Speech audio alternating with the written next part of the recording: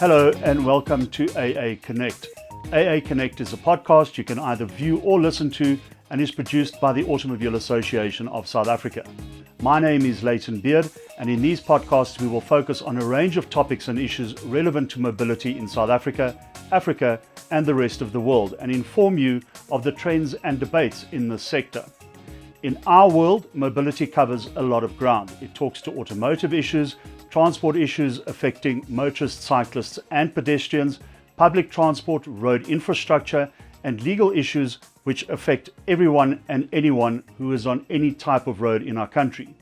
Through these podcasts, we hope to give you some insights into what is happening in the world of transport and mobility and introduce you to some of the relevant role players in the sector. The AA is available on a range of platforms and through various social media. If at any time you would like to get in touch with us, view any of this and other material we have produced, please visit one of these sites for more information. As I mentioned earlier, we are introducing you and involving some of the relevant role players in the transport and mobility sector in South Africa. And I think that two very important role players in our sector are the editor of Wheels24, Janine-Lee van der Post. Janine, who joins us from Cape Town, thank you very much for being part of this podcast. And anybody in South Africa who doesn't know Wayne Duvenage, read a newspaper, because Wayne is on every platform and he's also very active on Twitter. So if you don't know who Mr. Wayne Duvenage is, I suggest you listen to the radio or read Wheels24, where he is features quite often. Wayne, I think let's just start off with you. OUTA, the opposition to Urban Tolling Alliance, as it was known back then, started in 2012. What was the rationale behind the starting of OUTA? Business associations or various industry associations eventually to challenge the government's decision to introduce e-tolling. But that was not before a whole year had gone past in 2010, after the Soccer World Cup, when we saw the gantries going up and the questions and the debate started in the Gauteng on the radio about what are these gantries. We quickly learned to society that we were going to be subjected to a drive now, pay later scheme, known as e-tolls or electronic tolling. Yeah. And I think that technology works very well around the world, and but it had so many problems. It was fraught with administrative cumbersomeness, and it just wasn't going to work. It was expensive. There were questions around corruption, the costs of the roads, and we decided after a year of trying to engage with SANRAL to find solutions. At that stage, I was chairing SAVRALA, the Vehicle Renting and Leasing Association, and I was the CEO at Avis, and we just couldn't see how the scheme was going to work. And a user pays scheme needs to be efficient, and all users need to pay. And so we eventually realized that government wasn't going to listen, and we had to tackle this in the courts. We set up OUTA because retail motor industries, Sanku and a host of industry players came together to form the court challenge, which we successfully interdicted the launch in April of 2012. And from there on, it just became a technical battle in courts. We didn't succeed in stopping or having the decision reviewed in the courts, but what we did do succeed is getting society very focused and galvanized on an issue. We cut through the clutter and we challenged SANRAL's propaganda and the misinformation that was happening, and got society to realize why this was an important matter to challenge. And the rest is history. The scheme is pretty much defunct. But then OUTA transformed and grew, because we were getting a lot of questions. Why just e-tolls? Why don't we go and challenge so much that was wrong with our country around state capture that was taking place at the time? And we decided that we would do that if we got the model right, which we did in 2016, and OUTA changed its name to from the Opposition to Urban Tolling Alliance, to kept the same acronym, to the Organisation Undoing Tax Abuse. Today we employ about 45 staff, mainly lawyers, investigators, project managers, and communication specialists to tackle corruption and maladministration of taxpayers' money. And we've done another 190 projects since then. So it's been an incredible journey, yes, with an incredible team. Yes, and I mean, kudos to OUTA. I think you're very good at getting your message across, and I think very importantly from my perspective, what I do appreciate about OUTA, and I know people like Janine appreciate it as well, is that you invest a lot in research and you invest a lot in making sure that you understand the legislation correctly and that you do cut through the clutter when you eventually do communicate to the media, which is very important. I mean, we've spoken now obviously about, you know, the founding of OUTA and how it has morphed into the new OUTA that we know at the moment. But I guess you still get asked a lot of questions. I know certainly the AA does. You know, where are we in terms of e-tolls? I mean, where are we, Wayne? I mean, what do we do?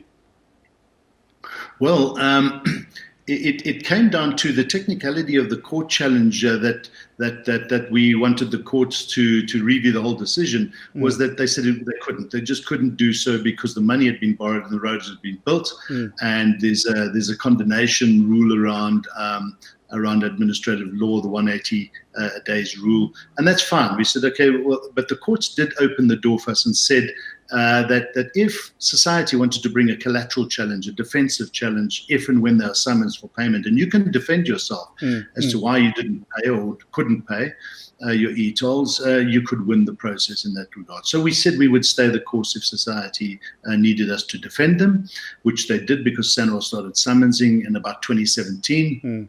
Where we saw the debt was just growing. The compliance rate peaked at 40% in June 2014, and ever since then it started to go south, and SANRAL started to summons. So what we then said, because we got thousands of motorists coming to us and said, will you defend our case? We got the mandates from them, and we set up a whole system. It was quite an interesting way we did this, and thousands of summons were coming, and we were on track with everything. But then we said to SANRAL and the courts, do you want to hear thousands of cases which are very similar, or would you like to hear a test case where we take a few different type of examples, a big fleet owner, individuals, people who don't live near e-toll centers and that? And the courts agreed to a test case scenario. We were a long way down the road with that when in March 2019, SANRAL pulled out of the test case or put it on hold. And we know why. The elections were coming in May 2019. It was a hot topic. The Gauteng Premier was jumping up and down. And ever since then, the whole test case has been put on hold now for 18 months. So they can't summons. And by the way, the Credit Bureau Association of South Africa also told SANRAL nobody can be blacklisted for defaults on unpaid e-toll bills. And when you add those things together, yeah. So you can't be blacklisted. Your credit ratings can't be affected if you owe SANRAL any funds. Okay. So I think the long and short of it is this thing has been in limbo. Government was the Minister of Transport, Fikile Mbalula, was tasked by the President to find a solution. He met with us. He met with the AA. He met with a number of players. We've all given our input. The scheme is fraught. It is failed completely. And by the way, in the Western Cape, they tried to launch the same system. The only difference between there and here, Leighton, was that they hadn't borrowed the money and built the roads. And guess what? SANRAL lost in all three courts, from the High Court to the Supreme Court. The Constitutional Court was thrown out. And all of those arguments play into the collateral challenger. So they know that they're on a hiding to nothing. The compliance rates are now down to 20%. For all intents and purposes, the scheme is dead. They just haven't made the final decision to pull the plug, because when you do that, you have to, pass gazettes and undo the decision that was made a number of years ago. Exactly. And that way, then SANRAL can find the funding for the road upgrade, which, by the way, as you know, we've put out there is double the price that it should have been. So we're waiting for the minister to make the decision. And you raise a very important issue, and I'm joined by Wayne Duvenage, the CEO of OUTA, and we'll get to Janine-Lee van der Post, the editor of Wheels24, in a short while. But Wayne, in August last year, the AA met the minister, Fikile Mbalula. I know that you met with the minister as well. Our message to him was very similar to yours. The compliance rates are very low, and people are basically not paying their e-tolls. And the research that we have done as the AA is suggesting that people are telling us that no amount of cajoling or threats of legal action is going to change the position that people have, which is we are not going to pay. They've dug in their heels and they are virulently anti-paying their e-tolls. So I think that's where we are at the moment.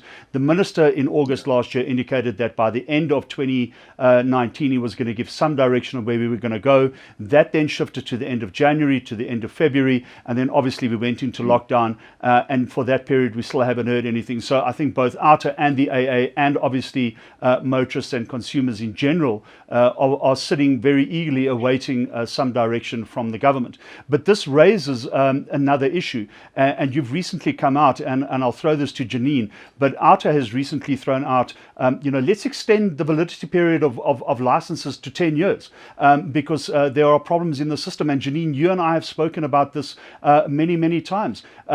What type of problems are you seeing and are you hearing about in terms of people getting their vehicle licenses and vehicle license discs renewed?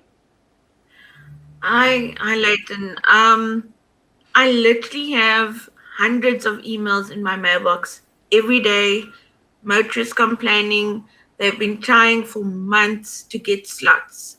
On the NATO system, it's not working. And the people who have expired licenses, they're now going to be fined if they're stopped by the cops. But it's the same thing every day. That system is just not working. Yeah. And it's not that people don't want to pay, the vehicle license disc or don't want to get their licenses renewed. They are literally just not able to. And I've put the question to the RTMC, why can't our driving licenses be renewed every 10 years? And I've basically been told it needs to be directed to the Department of Transport, because it would require a legislative amendment to the National Road Traffic Regulations. Right. So I'm waiting to hear from them, just a response. But it's heartbreaking. I mean, I don't even know what to say to people anymore. I mean, Janine, when the AA started the petition to extend the validity period of licenses that expire this year to the end of January 2021, you and I spoke, and at one point I actually thought you were going to burst into tears. You were telling me stories of people who were elderly, people who have got comorbidities for COVID-19, people who are perhaps quite ill as well, having to stand in queues for hours and hours on end. And it's an unfair situation, right? It's extremely unfair. And yes, I've had so many people email who were stuck in different countries, who had their parents who were stressing about trying, standing in a queue and were fearing for their lives to go outside and then stand in a queue for hours, and still standing in queues from early in the morning only to be turned away. It's Wayne, when you listen to this, Wayne, what goes through your head in terms of, just how government is dealing with people who, for all intents and purposes, want to be legal, but just can't be? Yeah, look, Leighton, it's sad when a country's administration can't keep pace with the demands of society. And this is what's happening. We've been saying this for some time. It started also with the e-toll matter.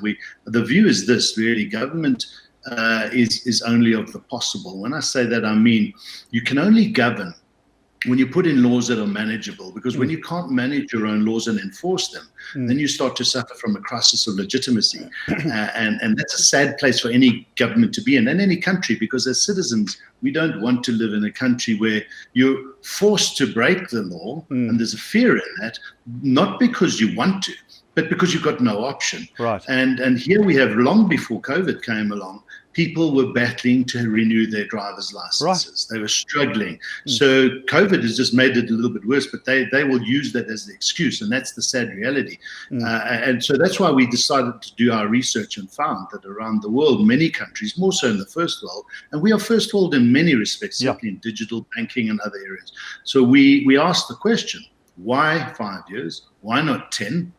Obviously, when you get to 60, 65, you can reduce it back to 5. Obviously, you've got professional driving permits that will have to have other regulations. But the bulk of us need to drive. We need to have our driver's licenses. Why not renew every 10 years and take account of the fact that, yes, sight does change over time, and there are other limitations that come into being. But those are minor in the greater scheme of the administration of driver's licenses. That would help a lot. I mean, one of the things that the AA said, and we supported your call, Wayne, to say let's extend to 10 years.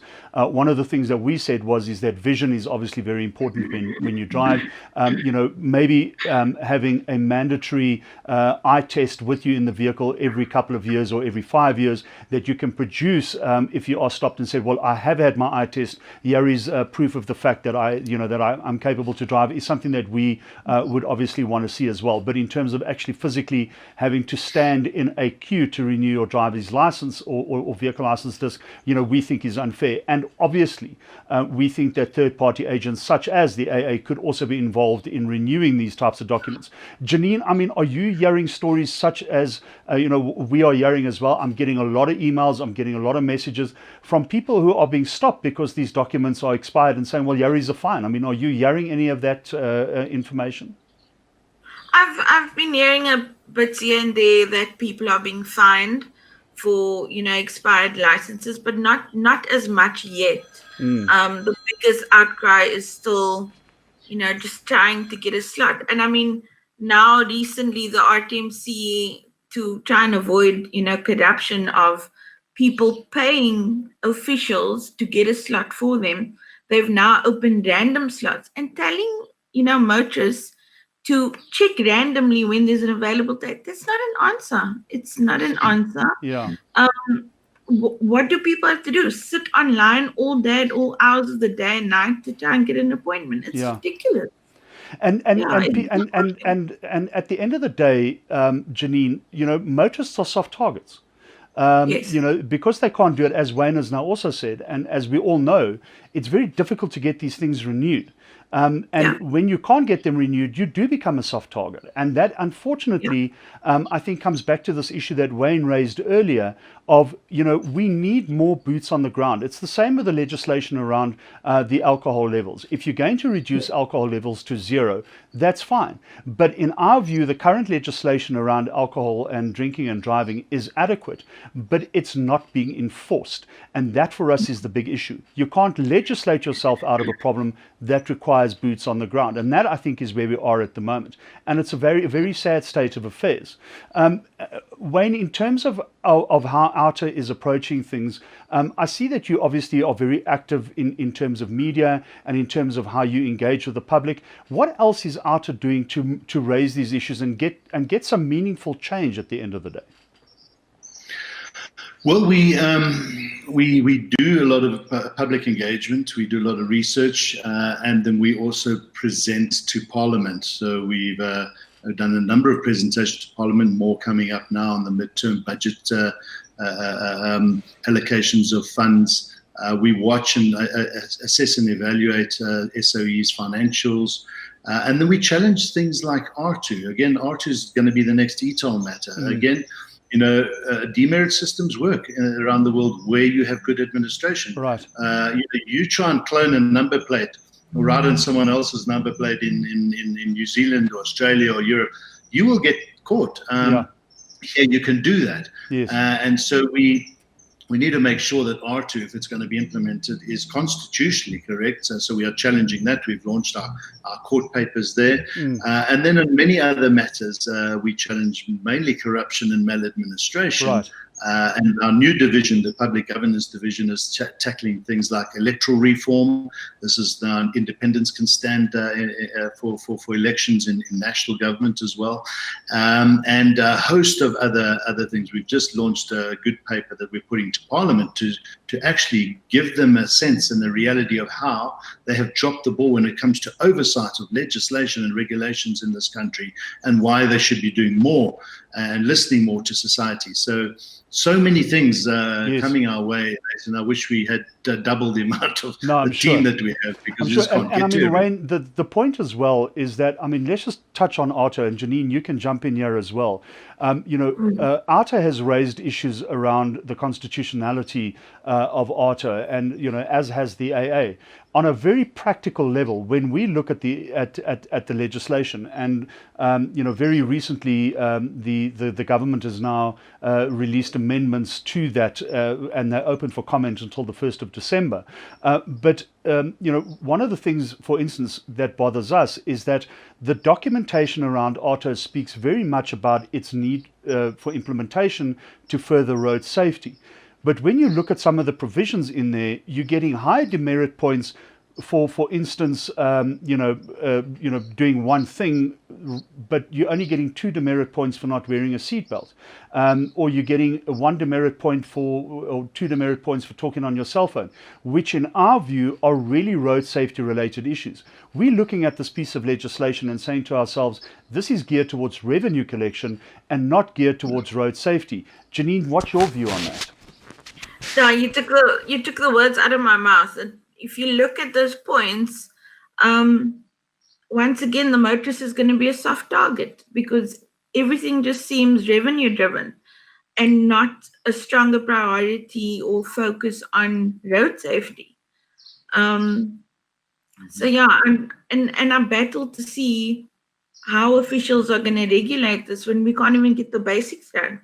We need more, visible policing, and that's frankly impossible right now. It's not working for motorists. So once again, motorists are going to be soft targets. Motorists are going to be soft targets. And not only is there an issue in terms of the practicality of it, but again, it comes back to this issue of enforcement. Are you going to have enough law enforcers on the road to actually enforce OUTA? Wayne, I think that you believe that it won't. We are in the same position. Yeah, look, again, if your laws and regulations are not enforceable and they don't work, and the system is not updated properly and accurately, then it starts to collapse and crumble. And that's what's going to happen with OUTA. It is a scheme and a system that is administratively unworkable. It relies on e-notice. E-notice, we know, is less than 50% accurate and correct in its information. And then the whole demerit or the redirection process and the administration around the traffic fine management system. It's going to collapse. It's going to collapse very quickly. We met with RTI recently to have this discussion with them. We had workshops, by the way, a year or so ago with major role players. In fact, even the Metro Police of Tshwane and Joburg were there and agreeing with us. And it was a good workshop with a lot of stakeholders and role players. We invited RTI to that. They didn't come. Unfortunately, they said they wouldn't and they pulled out. And this is the type of research we do. We go thoroughly into it. And we can see the writing on the wall for OUTA. So if government, again, wants to not listen to its citizens, wants to forge ahead and have this belief that, well, if we put things into law, and this is what often happens, well, if we write it into law, well, then the people will come running. But the problem is that when they can't come running and they can't apply the law, then the systems collapse. So government has to get out of this notion that they are the lawmakers and everything just revolves around them and the law. They've got to get down to the grassroots, engage with the people and find out why their systems won't work and not implement them without that research. Sure. And I'm afraid OUTA is going to fail. We need more traffic officers in our country. We need better law enforcement. Janine, yes? Yeah, no, it's, like Wayne says, OUTA is probably going to become the next e-toll project. It's also just going to crumble. But yeah, like visible policing is... Are you worried about transport and legislation revolving around transport and motoring in South Africa, Janine? Are you concerned looking 5 years ahead? Yeah, definitely, because it doesn't seem like we're making a leeway. There's no progress happening. There's all this talk. I mean, OUTA has been on the books for how long? And it's still not being implemented. It can't be implemented. Our transport system is just really a mess. I mean, look, I don't even want to talk about the trains, for goodness sake. Yes. Anyway, with that, I thank you. Wayne, any last words from your side? No, look, Leighton, thanks for inviting us onto your podcast series. There's a lot to discuss in the motoring space, and let's hope that the ministers and the powers that be take a far more interested role in engaging with, and this is not, they don't engage with thousands of people, we represent people, engaging with the motoring industry, engaging with the main role players, right, to find solutions, because we can work together and find solutions. Yes. We're not adversarial for the sake of being adversarial. We get adversarial when nothing happens, no one wants to listen, then you have to go to court. And that's sad, because we wrote to the minister a number of times to say, please just engage with us on R2. We've got a lot to show you and tell you, and we'll make it work, but you've got to do this together. And they don't. So now you have to go to court and have the matter heard by the courts. And that's what's the problem in this country, is that when they don't listen, we have to rely on the courts. But fortunately, we've got a good legal justice system that we can use the courts, and that they do work. They're just a little bit slow. But thanks again, and then let's hopefully we can fix these problems that we've got together. Thank you very much, Wayne. And with that, I really do want to thank Wayne for being available. I know you were traveling, Wayne. Thank you very much for that. And Janine, thank you very much for your inputs as the editor of one of the largest red wheeling publications in South Africa, even if it is online. But thank you very much to both of you. And I think we've learned quite a lot about what your positions are and what our positions are. And I think this is part of the conversation that we want to continue having in terms of dealing with these issues and fleshing them out and making people aware and informing them, because the big part of dealing with an issue is having the knowledge, and this is part of that. So thank you very much. I really appreciate your time. Thank you, Leighton. Thank you also to our viewers and our listeners. And with that, I say goodbye until next time.